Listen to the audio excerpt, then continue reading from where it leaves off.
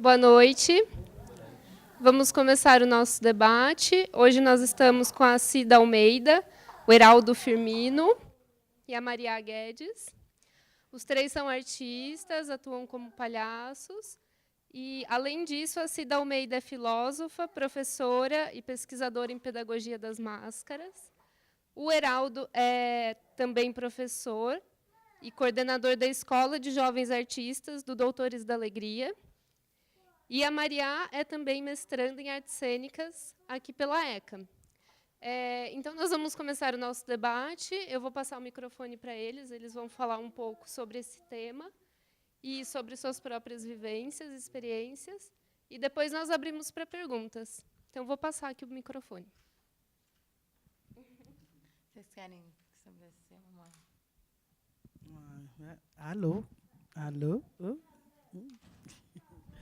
Bom, então vamos por ordem de... Autoridade. É ótimo, gostei. A dona Negrão aqui presente. Bom, eu sou a Cida Almeida. Estamos aqui brincando com essa história da dona Negrão, porque a dona Negrão é uma entidade. Na verdade, eu trabalho com formação, há muito tempo, com educação. Então, eu me considero muito mais uma professora. Né? Tenho dito isso muito, onde tenho falado. Você é formadora, você é orientadora. Eu sou professora de arte, de teatro, e o que isso possa, né, abranger. Então, eu gostaria... Eu sempre fico meio sem... Primeiro, desculpa, porque eu estou realmente muito impactada. Né? Então, eu fico, assim, depois de assistir o filme, já vi, já não é a primeira vez que eu vejo. Isso me toma de uma maneira muito ampla, porque são várias questões, né, que envolvem o discurso aí desse filme. O discurso que a gente estava aqui um pouco falando, por onde é que a gente pega, né? Claro, sobre o riso, na nossa profissão, que é palhaço. Nós, negros. E atores que vêm de teatro, que migram, né, para o circo, como no meu caso. Né? Eu saio do teatro lá do Otelo para o teatro, digamos, de variedades, o teatro mais voltado para esse entretenimento, onde nós localizamos a figura do palhaço. Né? Então, imagine o que é esse filme. Então, minha cabeça fica a mil para tentar pegar qual é o fio da meada para poder a gente conversar. Então, eu sempre, talvez por essa questão não da autoridade, mas de uma história né, se alonga mais do que vocês, né, do que os dois aqui presentes. O Heraldo foi meu aluno, meu parceiro. A Maria também, minha aluna, ela é mais, né, jovem. Então, eu vou pegar por essa história da educação, da minha relação com a educação, tá? Porque aí eu deixo outros lugares que talvez vocês possam se desenvolver melhor. Então, vamos pegar por essa, né, por essa brecha, né, que é a educação. Então, eu comecei a dar aula para formação de palhaços, né, como professora de palhaços, em 1987. Pois é, incrível. É incrível, desde 87 eu trabalho com essa linguagem do palhaço. E tem uma curiosidade nisso tudo, assim, duas coisas que eu acho que eu gostaria de falar aqui, deixar um pouco registrado, que é a questão da palhaça, né, e a questão do negro dentro dessa formação. Eu fiz aqui a EAD, a ECA, em 85. Eu saí daqui, entrei em 82, em 81 para 82, e aqui eu encontrei um senhor, um ator, né, italiano, que veio com essa grande novidade naquele momento, que era a máscara do palhaço. E as outras máscaras também, a máscara da comédia dell'arte, a máscara neutra e tal. Então, se descortinou aí um mundo para um trabalho, para um artista não realista. E eu me encantei com o trabalho, e foi um marco muito forte assim, na minha vida. Isso mudou completamente meu olhar para o teatro, né, que até então eu vinha fazendo. E é engraçado ver a cena do Chocolat fazendo o Otelo, e a cara das pessoas. Aí eu lembrei de uma coisa que aconteceu comigo, mas era o inverso, né? Que as pessoas riam, eu fazendo assim, seriamente, a falecida de Nelson Rodrigues, né? Num momento tão dramático ali e tal, e as pessoas riam. E eu, meu Deus, isso era para chorar, para se emocionar. E eu botei na minha cabeça que eu queria ser uma atriz dramática. Né? Eu queria fazer as pessoas... Porque o alto, né, o lugar alto, mais alto dentro da nossa arte, é ser um ator trágico, né? Um artista trágico, dramático. Eu queria ser isso na minha vida, gente. E foi justamente quando conheci o trabalho com a Máscara do Palhaço que eu disse, puxa, foi um encontro. De fato, foi um encontro. E que encontro é esse? Deu comigo mesma, com a minha história. E isso eu acho que é o mais relevante nessa história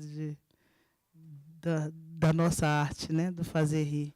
Você só pode fazer rir no momento que você ri de você. Né? Você sabe, né? Você tem essa autoridade sobre você mesmo. Né? Você conhecer você e poder rir de você mesmo, eu acho que isso é o princípio do nosso trabalho como artista do riso, como palhaço. E acho que isso é a grande peça, né?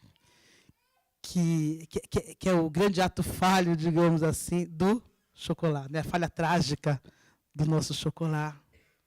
É um pouco, talvez, essa de não se conhecer, né? E também ele vai se descobrindo, né?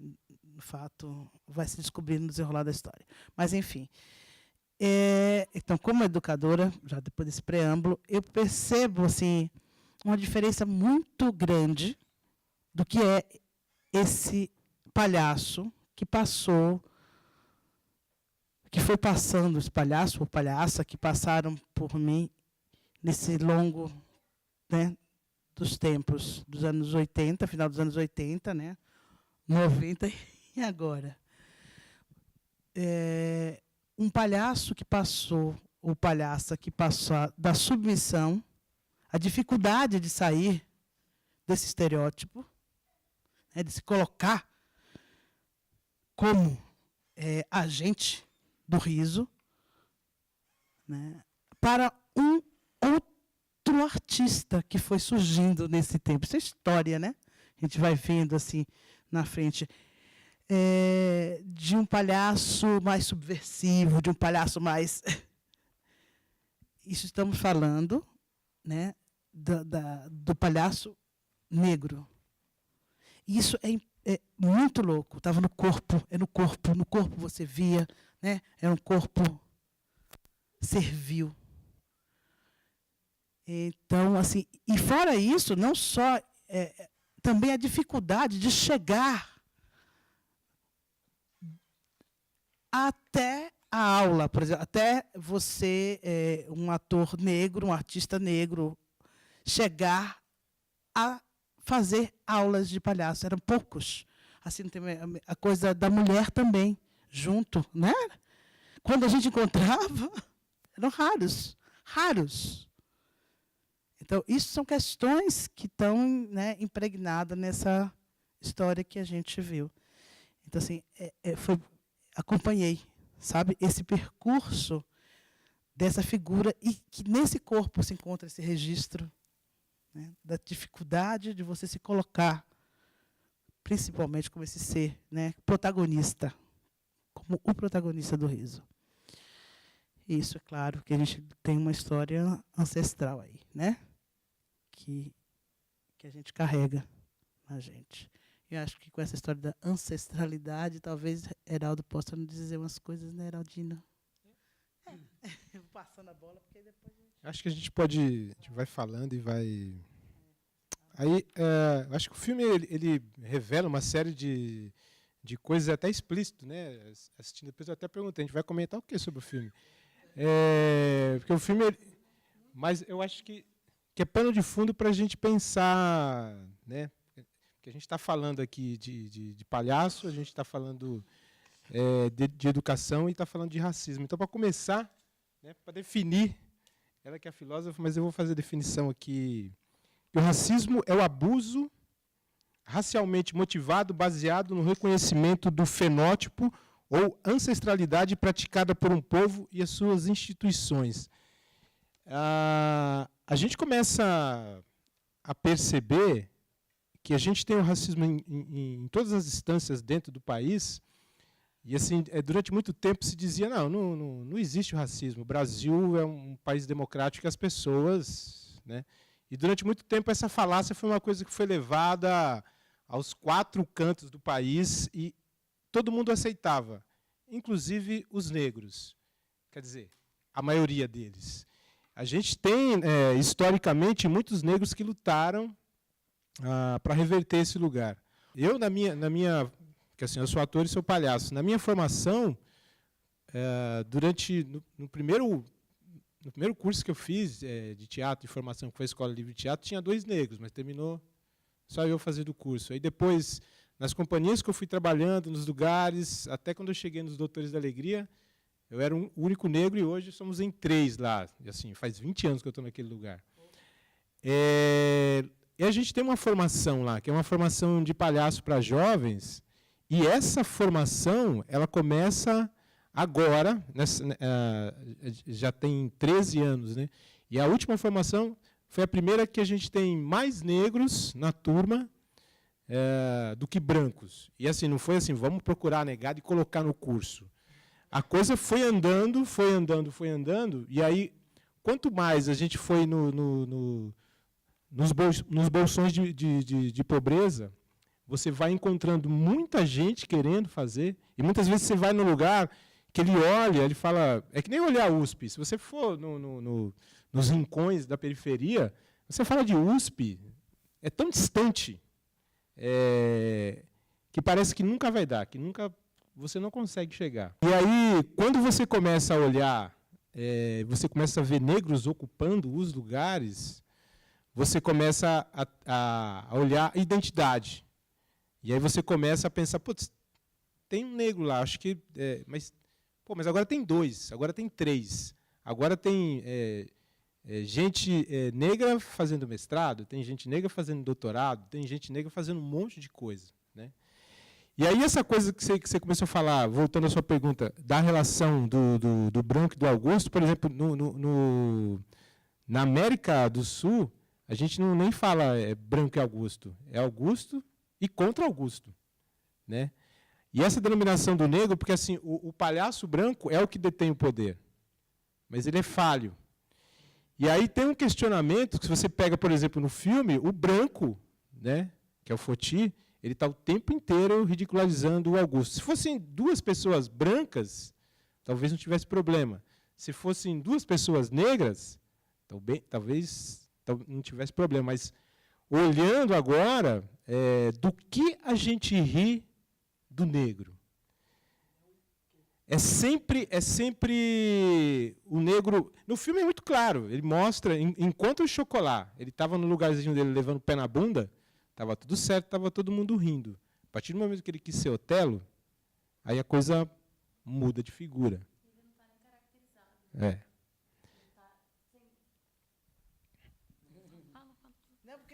Não, porque para mim é uma coisa que fica muito clara.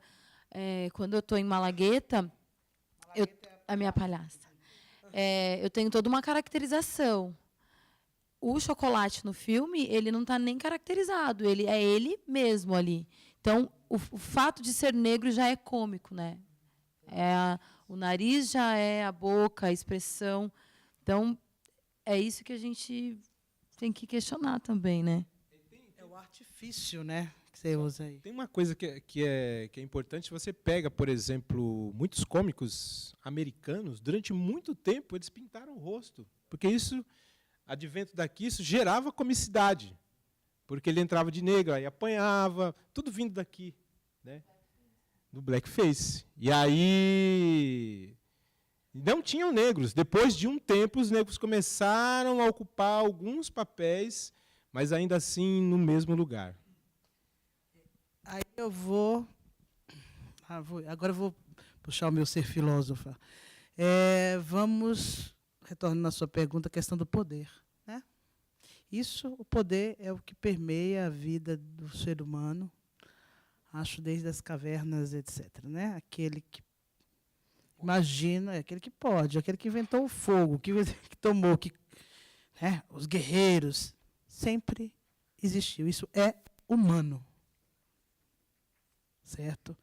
Agora, a questão da graduação, enfim, isso é outra história. Mas o que é humano? O homem tem isso dentro dele. Ele quer dominar. Paz e amor, ok, tudo bem. Mas existe, isso é do homem. Ele quer ter este poder. Né? Então, tem um exemplo, uma coisa maravilhosa, já abrindo a metáfora, quando o Futrito fala, nós somos um. Primeiro, ele era um, né? Passa a ser dois, artisticamente, né? Ele passa a ser dois, mas aqui na intimidade do meu camarim, nós somos um. Esse é o pacto. Isso é o homem. Né? Essa é a representação do humano. Dentro de nós existem essas duas partes. Então, no momento em que a gente criou essa nomenclatura de branco e Augusto, é muito engraçado. Por exemplo, o meu branco é preto e o nome é Negron. Então, eu acho que a gente...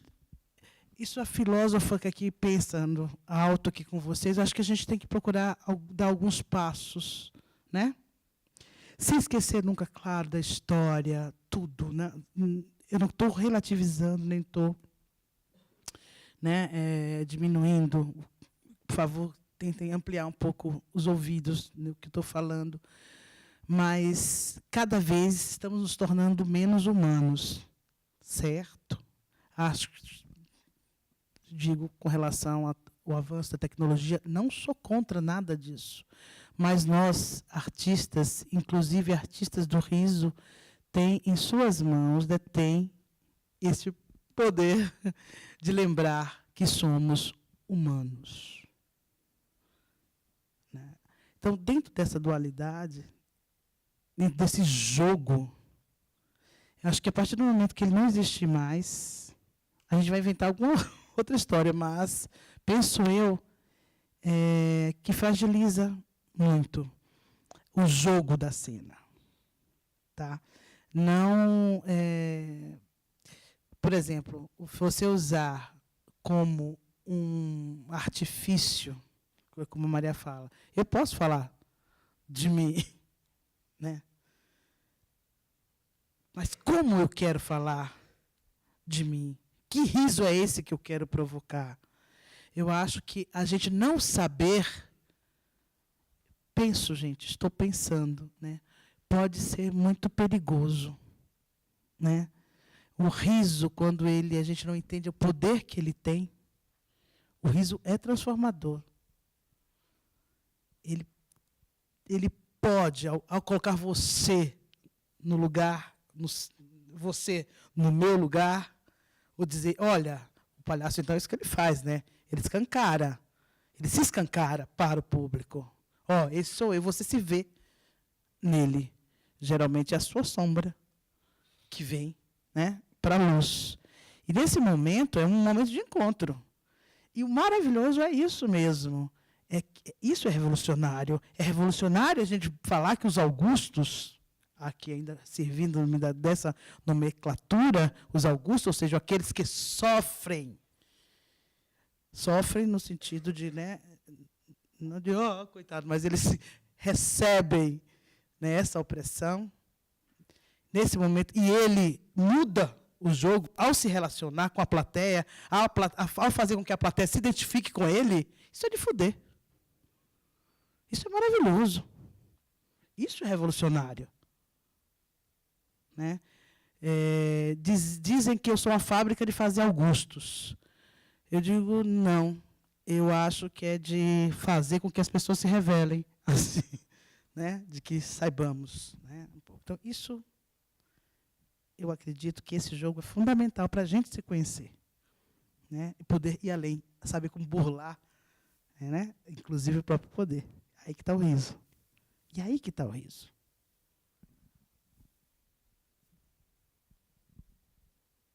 Fó. Oi. É mais um comentário. E aí, uma coisa que a senhora falou do humano, né? Você. Falei uma coisa acerca do humano.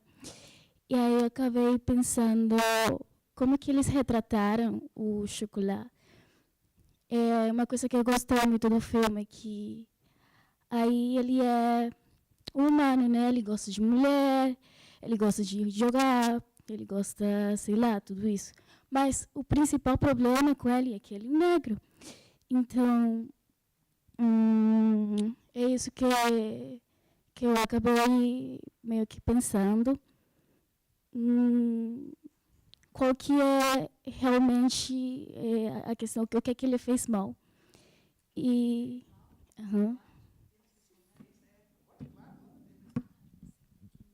Vou discordar um pouquinho da Cida, depois a gente concorda de novo. A questão, o que fez mal ao chocolate? Foi essa a pergunta. Mas também outra coisa ali que mas continua. Tá. Sim, ele é um humano. E ele é um humano negro que convive com pessoas brancas e que o fazem pensar, que o fazem sentir, porque ele não é, hein? Mas as pessoas fazem ele ser. O racismo faz a gente acreditar que somos inferiores, que não temos nada na cabeça, que não conseguimos decorar, que não somos capazes. Então, o que fez mal ao chocolate foi o próprio racismo, é a sociedade racista, que o fez usar ópio, que fez o jogo, que fez a bebida. Tudo isso são vícios que são causados por uma questão depressiva, né? De depressão e de falta de confiança, de falta de tratamento psicológico, não sei se podemos falar assim, porque o racismo é muito opressor. É uma situação assim que a pessoa se vê muito desamparada. E aí ela precisa de fugas sociais, inclusive. E o álcool, a bebida, todos esses vícios estão aí para isso. Então, o que fez mal ao chocolate não foi ele que fez mal para si, foi a sociedade racista, no meu ver, na minha visão. E aí tem a questão da dignidade também, que como assim que ele tem acesso também nessas questões, como assim que ele também pode ter essas debilidades que são tão humanas. E então é isso principalmente, a questão da dignidade, como ele se reinventa, como ele se define na sociedade. Ele também tem direito de ter dúvida dele mesmo, mas nessa sociedade que eles retratam ali, é isso que está em questionamento.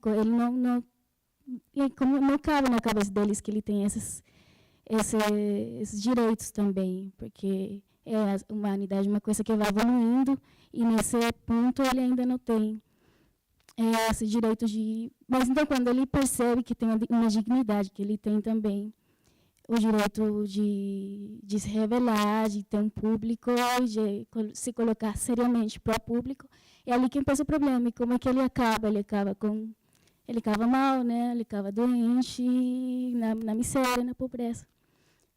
Sei lá, eu acabei chocada, acabei muito tocada com o filme, gostei.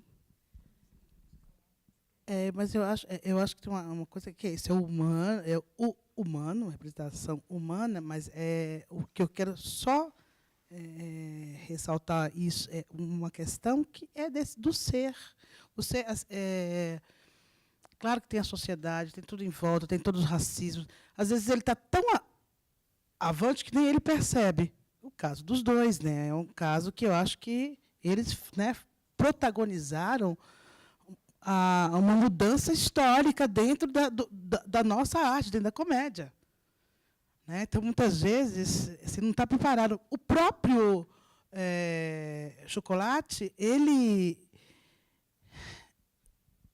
não sabe, por uma questão de social, por educação, enfim, mas não é, eu quero ir um pouquinho a mais. Ele não sabe o quão importante, eles falam no final, né?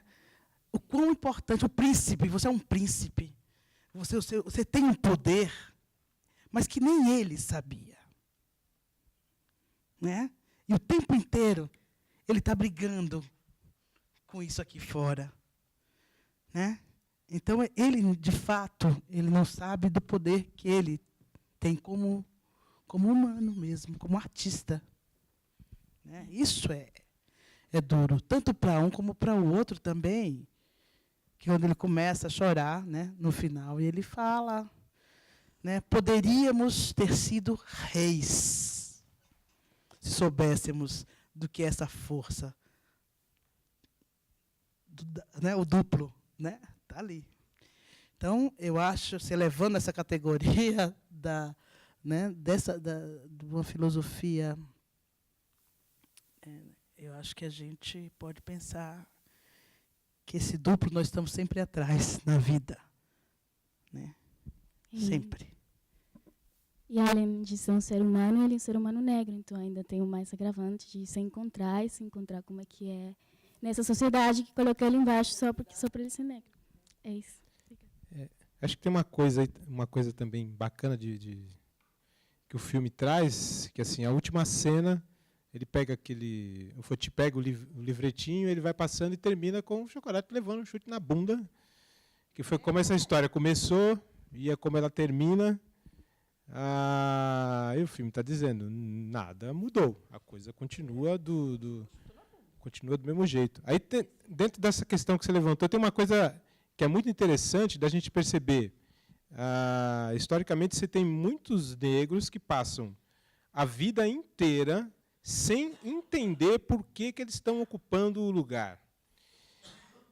Quando a consciência vem, eu estou falando isso até por mim mesmo, porque assim, eu quando era, sei lá, eu tinha até uns 14, 15 anos, eu, por exemplo, eu era homofóbico, por exemplo, se falasse para mim assim, mas é porque tem a coisa dentro do machismo. Aí tinha um cara que era gay, vou trocar ideia com aquele cara, senão vão pensar que eu sou gay também. Mas era esse tipo de pensamento. Aí a arte me salvou desse lugar. Aí quando você começa a perceber que você, no meu caso, por exemplo, que eu fui fazendo curso de teatro, aí você vai para um espetáculo, aí você olha, só tem você de negro. Aí você vai para um lugar trabalhar, você olha, só tem você de negro. Então, você fica rodeado de pessoas brancas e aí você começa a pensar e tentar agir para ser aceito. E isso é muito cruel, porque se a gente pega uma criança, eu tenho 2 filhos, a minha filha, por exemplo, ela vê aquelas princesas da Disney, que é uma desgraça, muito cruel para ela, porque o cabelo dela é todo enrolado, então assim, é um trampo todo dia. Você é linda, e é linda mesmo. Então assim, tem que ficar reforçando isso o tempo inteiro. E quando essa consciência começa a chegar, e aí é uma revolução que acontece dentro da cabeça da gente. Porque aí você começa a sacar e fala, por que ele pode e eu não posso? Por que eu abro uma revista e eu não estou em lugar nenhum? Porque quando... Aí até pensando por mim, me chamaram as últimas 3 propagandas que eu fiz. Aí eu fui vender pamonha, aí eu fui mecânico, e aí depois me chamaram para ser um policial. Eu falei, olha, policial, mas era de uma série americana, Que era um comercial até do Guaraná, que aconteceu até um negócio muito interessante nessa propaganda. A gente estava num camarim gigantesco, tinham 3 negros. Tinha uma menina, que era atriz, tinha um cara que estava trabalhando na produção de elenco, e eu. Lá pelas tantas, a conversa... quantos testes você faz por... Quantos testes você faz, né? Aí teve um que falou assim, eu faço uns 5, 6... Né? Aí a conversa foi indo. Aí eu falei assim, branco, Aí eu fiquei olhando, aí o outro falou que fazia, o que falou que fazia menos, fazia 3. Aí eu fiquei quieto no meu canto, e aí teve um que perguntou assim, e você, Heraldo? Eu falei, também faço uns 5, 6. Por ano. Eu falei, naquela hora eu fiquei pensando muito Quer dizer, a gente sabe que, mas quando a realidade... E todo mundo parou aquela hora e falou, pô, mas você... Eu era o tiozão da parada, né? Porque só tinha... Era um comercial do Guaraná, né? Então só tinha moçada. E como eu estava fazendo um policial, enfim. E aí, naquela hora, eu parei e fiquei pensando, aí essa menina negra que estava do meu lado, ela fez assim. E é muito legal, porque ela é super novinha, ela devia ter uns 18 anos. E é muito bacana, porque tem vindo uma moçada agora que está com um discurso afiado, às vezes até beligerante demais, mas eu prefiro esse beligerante do que ficar olhando para o céu esperando que Deus vai mandar. Também sou ateu, também Deus não vai mandar nada. E de começar a entender, ressignificar uma série de coisas que estão acontecendo, e começar a cobrar, de você não ouvir alguma coisa e ficar quieto. Esses dias eu fui num slam e fiquei assim. Uma moçada nova, metendo a bronca, falando muita coisa, e assim, eu fiquei impressionado, porque eu falei, puta, quando eu estava nessa idade, eu não... Nossa, quando eu tinha 18 anos, o que eu estava pensando, cara? Sei lá, eu queria ter uma casa e um carro e está tudo certo, porque esse é o sonho do brasileiro, ter uma casa e um carro e uma família, mas assim, isso tudo... mudou de lugar, né? E aí, a coisa de ocupar os espaços é muito importante. E eu, conversando com uma pessoa, que ela é crítica, não vou citar o nome dela, e a gente entrou numa conversa sobre um cara chamado Monteiro Lobato, não sei, todo mundo, né? E ela falou assim, eu sou amiga do Lázaro Ramos, e o Lázaro Ramos odeia o Monteiro Lobato. Eu falei, por que será que ele odeia o Monteiro Lobato, né? Eu falei, eu também não gosto do Monteiro Lobato. Ela falou, mas ele é um grande literário, ele escreve bem. Eu falei assim, não, tá, mas o que esse cara fez? Qual que era a intenção dele? Aí tem um texto do Monteiro Lobato, que eu não vou ler ele inteiro, não, mas o Monteiro Lobato, nenhum deles, ele fala que ele se ressentia de não ter nascido na época da escravidão, porque ele não podia descer o cacete nos negros que passavam. Em um outro momento, ele diz que no Brasil tinha uma incompetência tão grande, pensando na questão da higienização, que o Brasil branco não conseguia produzir uma Ku Klux Klan.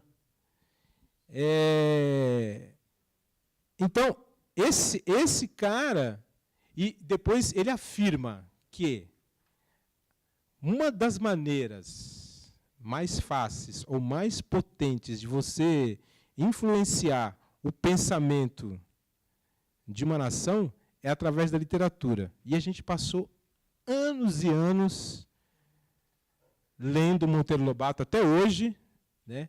Aí tem figuras, por exemplo, até o Saci Pererê. Pô, o Saci Pererê, até hoje eu estava conversando, tem uma pessoa falando, não, o Saci Pererê passou por aqui, né, que aprontou um monte de coisa. Aí eu falei, porra, velho.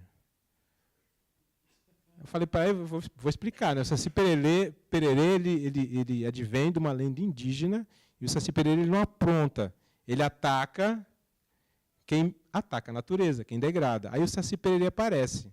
Se não, essa outra conversa é porque o Saci Pererê era negro, e era uma criança que vivia plantando. Percebe como a gente, de ir desmistificando essas coisas, de ir conversando em outros lugares, para a gente limpar esse lugar. Porque assim, esse racismo que é estrutural, ele vem corroendo essa sociedade há muito tempo.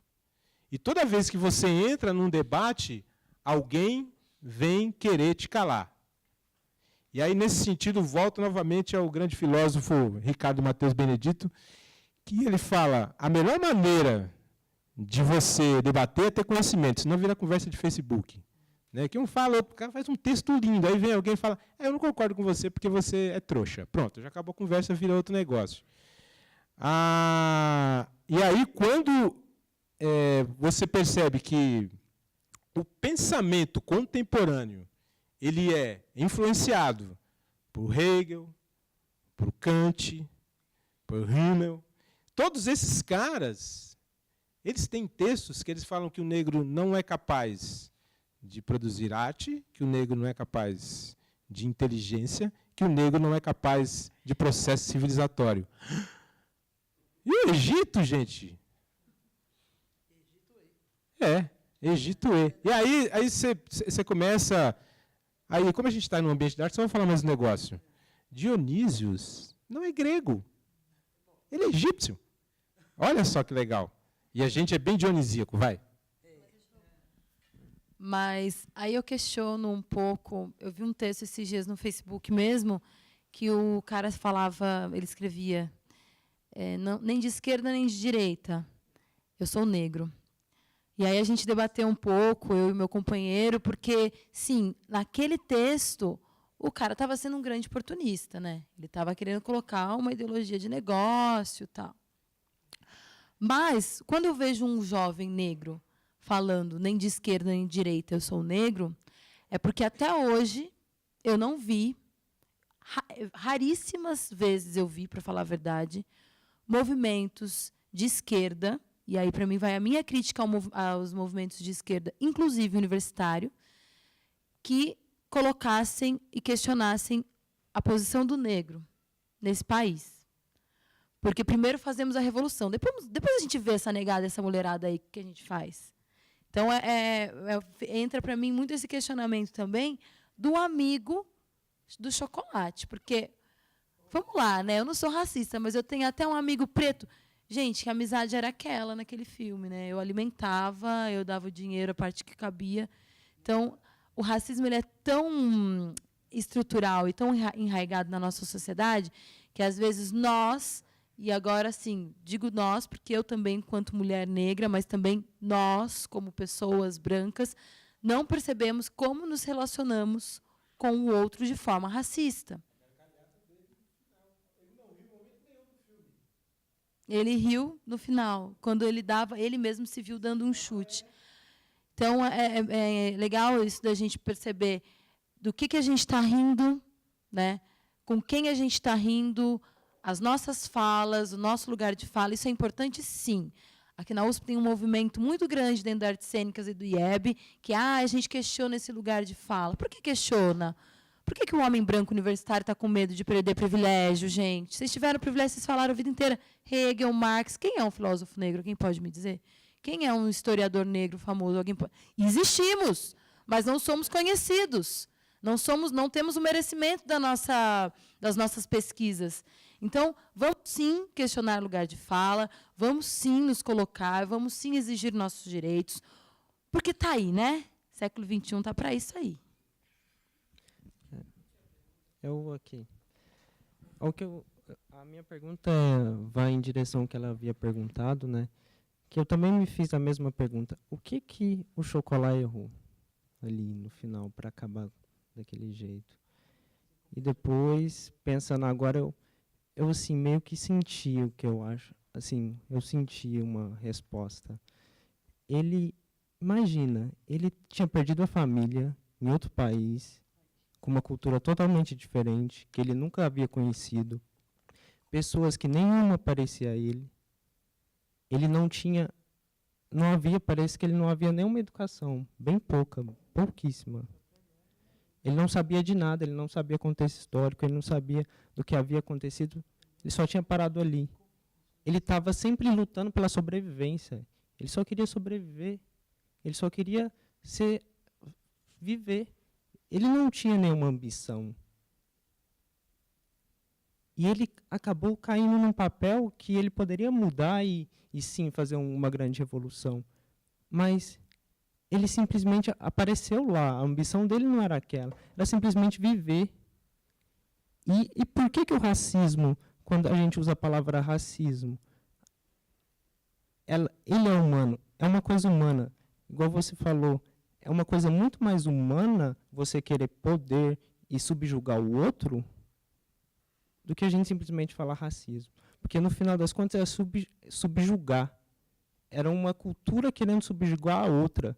Os filósofos europeus sempre com arrogância falando, não parando e conhecendo aquele lugar, mas sim simplesmente dizendo os erros e falando o que era diferente e o que não dava certo. Era sempre subjugando.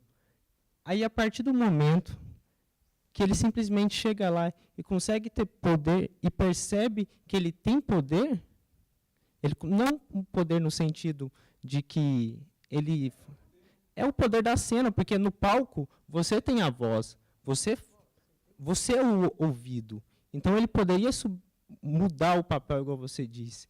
E ele pega, mas só que ele não tem estrutura, ele não teve as ferramentas para perceber aquilo. E o principal amigo dele é aquele, eu esqueci o nome dele, o haitiano, que era um estudioso, que conseguiu ir abrindo os olhos, conseguiu falar com ele e abrir os olhos para ele mudar. Aí, depois, quando ele está no ápice lá, o amigo dele não está lá mais. Então, não, mas aí eu só estou simplesmente falando o que eu senti no filme. Então, o que eu senti é que ia dar certo se o amigo dele estivesse ali, porque seria no sentido que assim, guiasse pelo menos ele para olhar e falasse, olha, se você foi criticado, sim, você foi criticado, isso era para ser, sim. Porque eu acho que quando ele foi criticado, ele não conseguiu se levantar, e ele precisava de alguém ali para ajudar ele a levantar. Então, é a discussão, e eu queria ver se vocês concordam em relação a esse momento do filme.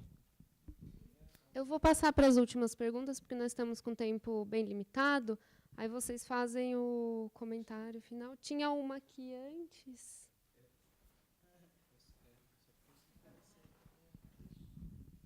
Boa noite, né?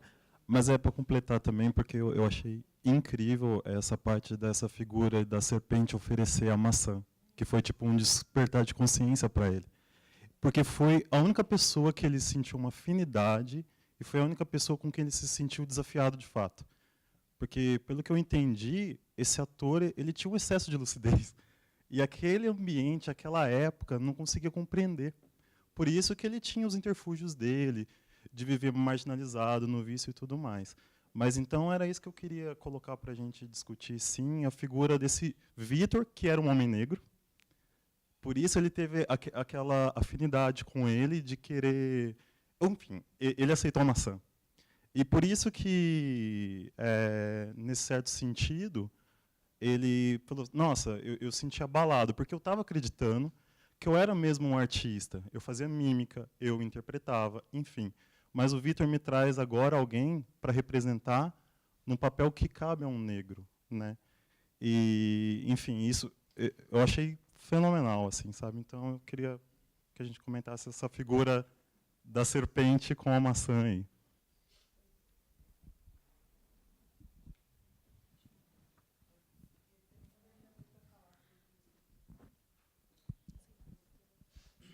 Só um comentário. Eu acho que é interessante a sua leitura, mas acho que você coloca muito o poder, que ele tem um certo poder, mas o poder da mudança na mão dele, do ator, do ser humano.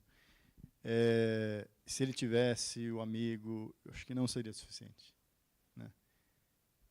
Quando ele fala que, no fundo, ele é um negro, que esse é o papel que cabe a ele, ser negro é um papel que a sociedade daquele momento colocava para ele. E ser negro significa sofrer toda a opressão e discriminação e falta de oportunidade, ser subjugado. Por mais que o amigo tivesse, acho que não seria o suficiente, né? E eu acho que o amigo, sabiamente, que era um cara que tinha uma leitura política mais afinada, uma formação, né, acadêmica, intelectual com mais acúmulo que ele, acho que provocou. Ah, você tem um poder? Então use o seu poder para colocar uma celeuma aí, para trazer o questionamento. Agora, por mais que ele tenha sido brilhante, por mais que ele tenha atingido um patamar de poder, ele tinha um limite que era social. Você não pode ocupar esse espaço. Né?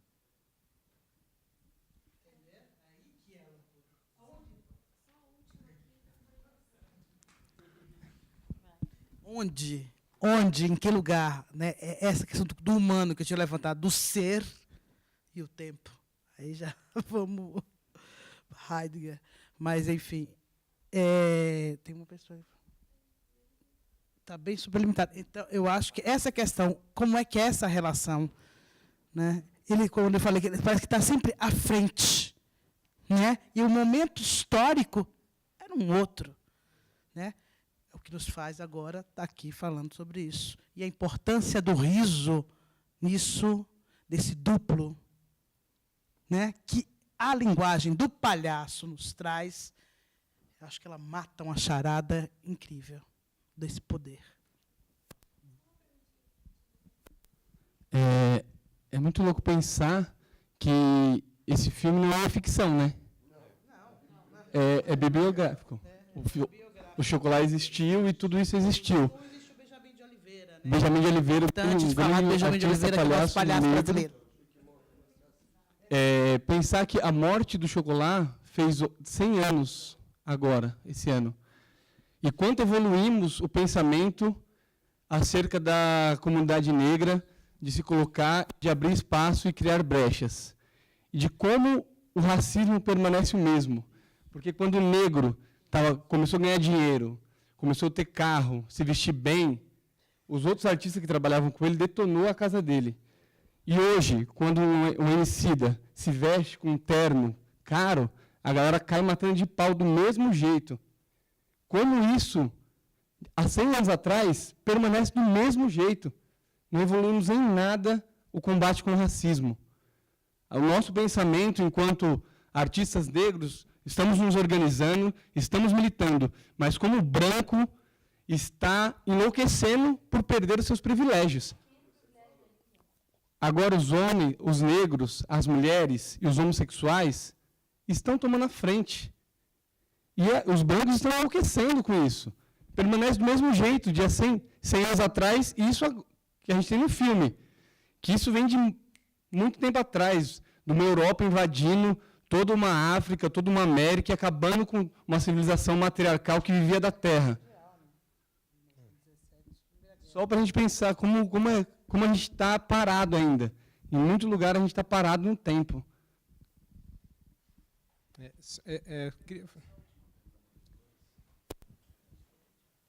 Que a gente está com o tempo bem limitado, então eu vou abrir para as considerações finais dos três.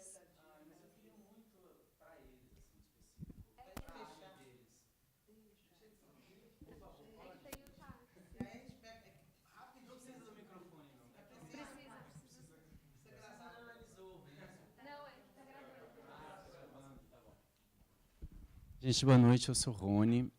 Eu queria fazer uma pergunta para vocês, assim, em específico, que estão no lugar da academia. A questão do palhaço, do Augusto, né, aí as máscaras que estudou, como é Delarte e tal, não deixa de ser trazido pelo colonizador, né, a Itália, enfim. Eu queria perguntar para vocês o que vocês fazem ativamente para também descolonizar essa expressão do riso. Tipo assim, a gente tem, por exemplo, o cavalo marinho, né? Não sei se vocês conhecem, que é uma expressão popular, que tem o Mateus, tem o Bastião, enfim. Vai passar um filme aqui chamado Rochua, que é a questão do palhaço, né, na cultura indígena. Eu não sei ainda na cultura afro, né, se tem uma figura que representa esse provedor do riso, né, que corrige a gente, né, humanamente. Essa é a pergunta, assim. No trabalho de vocês, vocês descolonizam também essa questão, assim?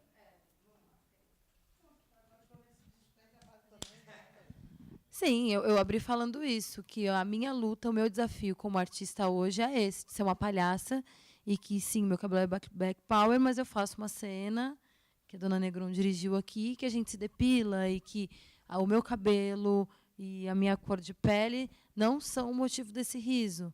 E cenas projetos que eu tenho, de cabelo sarará não avoa, que é a minha pesquisa quanto palhaça, desse questionamento dessa imposição do cabelo liso para a mulher negra, por exemplo. E eu acho que isso, falar disso para criança, para adultos, em forma de riso, é uma desconstrução. Obviamente que somos colonizados, né? Mas, obviamente, também que estamos todos de calça jeans. Então, não tem como eu abandonar. Eu quero fazer teatro e eu gosto de palhaço. Vivo num mundo ocidental. E a comédia dell'arte faz parte, sim, da minha formação, mesmo sendo italiana. Mas, obviamente, que, assim como estamos inseridos nesse mundo ocidental, eu tenho a minha raiz negra e eu trago isso para a minha militância quanto mulher negra.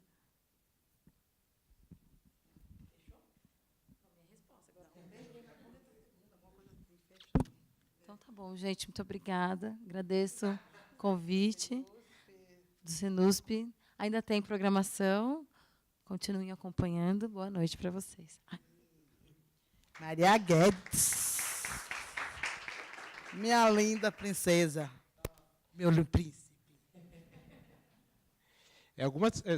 Rapidamente, respondendo a sua pergunta, a gente nunca, eu fico sempre pensando assim, a gente também não pode demonizar, né, a cultura europeia, porque a gente aproveita de ter muita coisa bacana, mas eu acho que assim, a inteligência agora e o conhecimento é achar o caminho do meio, né?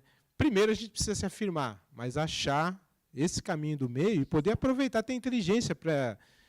porque eu acho que a gente não está buscando ocupar o lugar do branco, a gente está buscando igualdade. Só isso. Aí tinha uma outra coisa que vocês estavam falando do amigo do chocolate. Também tem um momento que é perverso também, né? Porque eles vão no restaurante, ele fala de tudo, você está ganhando essa grana fazendo isso, isso, isso. Mas ele senta no restaurante, come o prato dele e come o prato do chocolate também. Ele está se alimentando da grana do. E aí, ele começa a falar com um cara que intelectualmente ele percebe que ele tem muita dificuldade para poder entender as coisas. Ele mal sabe ler. E ele, como um cara que tem muito conhecimento, ele é perverso também nesse sentido, porque ele incute um monte de coisa na cabeça do cara e vai embora. E aí, ele... Não, eu sei, mas ele tem... Mas ele detém um conhecimento ali, e ele vai embora e o chocolate... Ele jogou uma coisa e o cara, intelectualmente, ele precisava de mais estofa ali também. Então, assim, eu fico olhando... Não, porque se eu estou pegando pelo humano, então são várias crueldades que são feitas com o personagem principal, né? Porque você tem a consciência. Ele tem a consciência. Tem o problema do ópio, mas, enfim. Mas ele também tem o conhecimento. O conhecimento. Gente, obrigado pelo convite, muito bacana esse papo aqui. Pena que a gente tem pouco tempo, senão a gente tinha mais tempo aí discutindo várias coisas.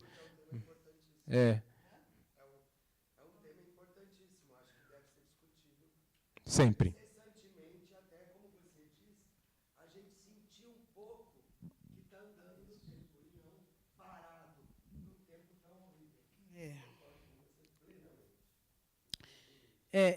Eu acho assim que tem uma coisa, quando eu insisto no humano, é que a gente tem olhado muito pouco. Assim, acho que às vezes a gente olha muito para fora, que é importante, mas sempre querendo afirmar só o nosso. A gente esquece que existe, vou repetir, a questão do duplo, o outro. E é com o outro que a gente cria nossas, né? É na intersubjetividade que a gente cria novas subjetividades. Então, isso eu acho importante. E como a gente aqui, agora já voltando para finalizar, nós fomos chamados para conversar sobre o palhaço, né, a arte de fazer rir e todos os filmes que vão passar aqui têm a ver com isso. A provocação foi justamente essa, somos artistas negros e que estamos aqui para, né, um pouco tentar ver como é que essas coisas batem, reverberam na gente. Eu tenho feito pra caralho. Aí eu vou terminando. Já existir dessa maneira que eu tenho existido sendo mulher, negra, palhaça, baiana, nordestina, estar aqui numa plateia como essa já é uma maneira de nem resistir, de existir plenamente, né? Detentora, não, né, como posso dizer, de uma pedagogia que tem como foco esse intérprete popular e que envolve todos esses Mateus, Bastiões, Catirinas, né? Também, mas que envolve o que são essas figuras brasileiras, que Brasil é este que está dentro de mim? Então, eu penso o tempo inteiro e tenho feito isso. Alguém me perguntou no último debate que eu fiz, você estava lá, não foi? No sábado, sobre palhaçaria feminina, e perguntaram o que é que eu tive que desconstruir. Foi isso? Não. O que é que eu tive que construir em mim para continuar? Que casca, né? Eu fui criando em mim para continuar sendo palhaça. Eu digo, meu Deus, sempre me perguntaram o contrário. O que é que eu tive que tirar para poder ser palhaça? Aí eu digo, nossa, é verdade, eu construí. Eu construí alguma coisa em mim para poder continuar resistindo e existindo. Porque eu não continuei como palhaça. Na verdade, aqui é um engano. Eu não sou mais palhaça há muito tempo. Eu comecei como palhaça. Né? Nos anos 80, na EAD, eu era uma das poucas. Era talvez a única naquele momento, e que era como referência. Entende? E eu deixei, e passei para um outro lado, que era o lado que eu pude continuar, que era o lado da educação. Né? E fazer hoje, uau, tem palhaço pra caramba aí. Construindo. Então, espero que responda, e responda também o porquê de eu estar aqui, e agradecer a toda a turma do Circusp. Também, muito obrigado, pessoal da educação, muito obrigado por possibilitar a gente estar conversando, e vamos conversar mais sobre essas questões. Muito obrigado, muito boa noite.